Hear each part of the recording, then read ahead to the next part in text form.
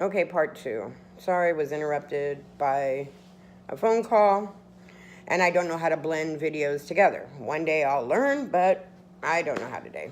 So, anyway, um, what was I saying? Okay, yeah, the second surgery affected me by not being able to breathe. Um, Also, if any of you know who The Rock is, which I'm sure most of you do, when he raises that one eyebrow, to make a point, I have that problem, but it's involuntary. I can be talking to you, and all of a sudden that eyebrow will raise up, and and I've always done that because there was times when my children needed that certain look, and I would raise my eyebrow, and they knew to stop.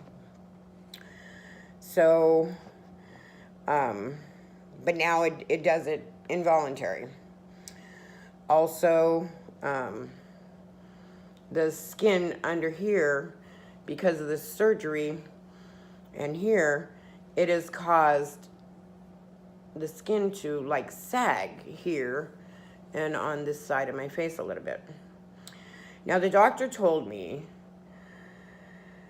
that he thinks I might have had a stroke during the surgery. And to me, that kind of freaks me out too, because it's like, what the fuck? Pardon my language, what the hell? You think I had a stroke?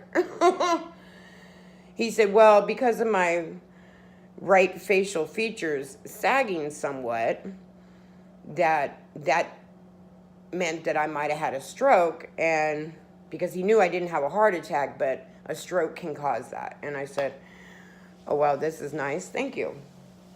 So that's what I deal with. My teeth became bad because of the cancer medicine. So my top teeth have been pulled and replaced. And next week I will go in to have the bottom ones done because my front bottom tooth fell out when I was eating a bologna and cheese sandwich. And I've never told anybody about this, and that's part of the reason why I don't go on Facebook, because I used to be very vain, I guess, and I used to model when I was in my 20s, and for all this to happen has been heartbreaking. And it taught me a lot about learning people's insides more than the outside. Now, don't get me wrong. Looking at a man with a beautiful body and a beautiful smile is absolutely a turn on. But now I more look at the inside of a man. Now, everybody knows my husband passed away in 2009. I've been a widow. I haven't dated. I haven't tried to date because of the insecurities of my looks. I have guy friends, but never thought to cross that line. And there's been a couple that I've tried, but I've had to shut them down. And I've even had younger guys. I'm 54, and I've had 28, 29-year-olds trying like heck to get at me, but I just don't. But anyway, I'm 54, and my mother now lives with me. My father passed away a year and a half ago, and my daughter moved back in with me last year to finish her college, so I take care of her kids for her while she's working and goes to college. And so it's been a handful, and I've always lived where I was ready to go at all times. If I wanted to move, I moved. I packed up my kids in California and my girls when I was single and moved to North Carolina. Had a job lined up there, got there, got settled, stayed there for about 4 years, then packed up, moved to Arizona. So I've lived in California, Arizona, North Carolina, Florida, Arkansas, Tennessee, and my next move will be my final move. It will be to Texas and my final project. I don't feel my body running down, and I still feel the energy to do what I want to do in life.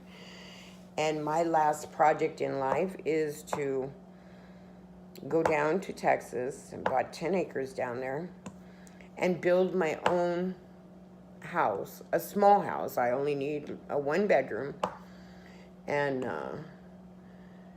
do it totally off grid. I don't want no attachments to anything, and then once I get it done and get it built, and I can learn to work the land down there, because I'm not familiar with the material that is in the land down there. I heard there's good hunting down there, and so that's what I'll do, and that will be my final major project that I want to do before I get to a point where I can't do. And I'm 54, so you know, I may live to be 110. My great-grandmother did, and my grandmother lived to be close, just about 93, I think. And my mom is 77, and she doesn't have good health, but she's a diabetic, and she has not lived a healthy life and doesn't care to live a healthy life. So she, you know, but she still works 3 nights a week, so that's what she wants to do. But anyway, so yeah, that's my plan. I plan on living a long time, and I plan on getting my house done, and 10 acres is pretty good. I have 3 kids, so I figured, you know, if something happens to me, then they can either sell off their part, or they can move and learn, and I can teach them how to live off grid and how to hunt the land and live that way. And but anyway, I don't know nothing about electricity, so that's going to be the funnest part for me, because I'm kind of scared of it, but I do want to wire the place up and solar it, and I want to do it all myself, so that's going to be a fun learning project. I may have an electrician come out and just double check me once I get everything wired up before I flip the switch, so I don't blow myself to kingdom come. But hey, that'd be good video. But anyway, that's about me, and about my cancer, and about my plans. And so this place that I'm in now is just temporary. But hey, you know what? Life is temporary, and our bodies are temporary, and we're only here for a certain length of time. And if you're stuck in a situation that you just hate, that you just don't want to do, if you go to a job every day that you hate, that you don't want to do, I understand. I've been there. And you've got to learn and figure out how to move on. Now, if you're married and you're just having a shitty marriage, then I'm sorry. I don't believe in divorce. I think you should work on it and figure it out. At one point, you love this person enough to marry them. And some of you marry them and have children. So if you love them enough for that, then I'm sorry. I don't believe in divorce for that. And I think that should be worked on. That's all there is to it. Just work on it. And stay in a relationship. I mean, you were put together and you walked down that aisle and you said, yes, I agree to be with this person for the rest of my life through sickness and health and richer or poorer, till death do you part. And if you can't keep a promise like that, then you should have never walked down that aisle in the first place. And but if you've tried everything that you possibly could try in your relationship and it just doesn't work, then I'm sorry. And you're in a sad situation. And you need to figure out either how to fix it, how to fall back in love with this person, how to rekindle that fire, or you just need to walk away, because there's no sense in you both being miserable. There's no sense in you being miserable in a job that you hate. If you're in a job you hate, go get you some education, go get you some training in something else, learn something else.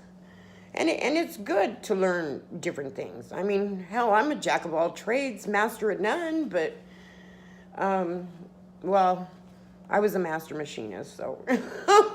But everything else I did, I was a tool and die maker. I was a B-class tool and die maker, only female B-class tool and die maker in the state of Arkansas, which was a kind of cool title. And the only other woman behind me trying to come up to catch me, at that time, I was in my 30s, early 30s, and she was in her late, oh gosh, I wouldn't say late, I'd say mid-60s. She was like 64, 65. So I wasn't worried about her catching me, so. But anyway, yeah, so when I came out here and tested, I was B-class tool and die maker, and the only female in the state of Arkansas for that. When I lived in Tennessee, I was a machinist. I've been a machinist for 30 years. I've also done jobs on the sides. I've managed restaurants. I've managed nightclubs. I modeled. I work on cars. I can fix anything in my house except for electrical. I'm scared of it. It's just, I don't know, people. Just enjoy life. You only live it once. Don't worry about things that you don't need to worry about. Don't stress over things you need to stress about. Or, yeah, don't stress over things you don't need to stress about. Have fun, enjoy life, and relax. And I just wanted to put that out there. And so I guess you can say, and this goes out to B&O, and this goes out to Trapper J, this goes out to Deer Park, and any of you other guys that say, hey dude, long time no see. I'm not a dude. Get it? Anyway, that's my pancake video. And a little bit about me. But anyway, I love you all. And I will talk to you later. Bye.